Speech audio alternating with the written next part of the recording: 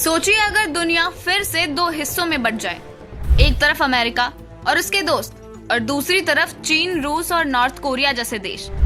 क्या ये सिर्फ कल्पना है या फिर से ये नई हकीकत बनती जा रही है? और इसी हकीकत का ट्रेलर हमें बीजिंग में देखने को मिला, जहां शी जिनपिंग, व्लादिमीर पुतिन और किम जोंग उन एक साथ बैठे। कुछ इसे कह रहे हैं एक्सेस ऑफ अथॉरिटेरियंस और कुछ इसे मान रहे हैं न्यू कोल्ड वॉर की शुरुआत।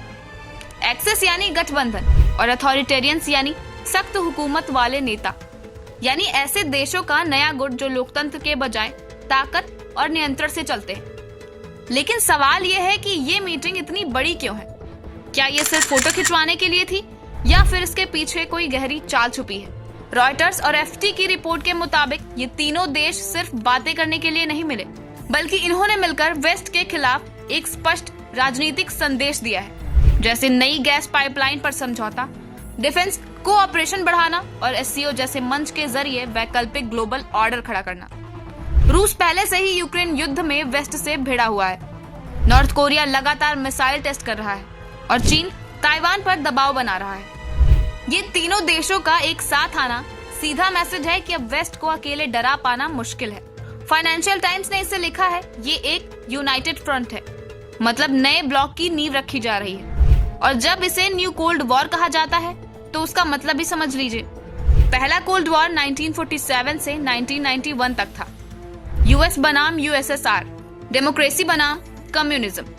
लेकिन नया कोल्ड वॉर वैचारिक नहीं, बल्कि टेक्नोलॉजी, ट्रेड रूट्स और जियोपॉलिटिक्स पर है। यानी अब लड़ाई है रेयर अर्थ मेटल्स, सेमीकंडक्टर्स और मिलिट्री इन्फ्लुएंस की। सोचिए ये सब ऐसे समय में हो रहा है जब अमेरिका भारत के रिश्तों में भी ट्रेड वॉर की वजह से तनाव बढ़ गया है। तो इसका भारत पर क्या असर होगा?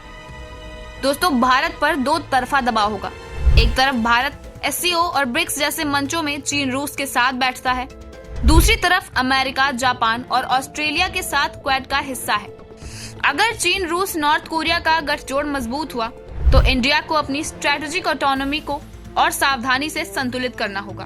तो दोस्तों, ये सिर्फ एक मीटिंग नहीं थी, ये उस बदलती हुई दुनिया का संकेत है जहां पुराने गठबंधन टूट रहे हैं और नए बन रहे हैं। क्या आपको लगता है कि ये नया ईस्टर्न ब्लॉक वाकई वेस्ट को चुनौती दे पाएगा या फिर ये सिर्फ दिखावा है?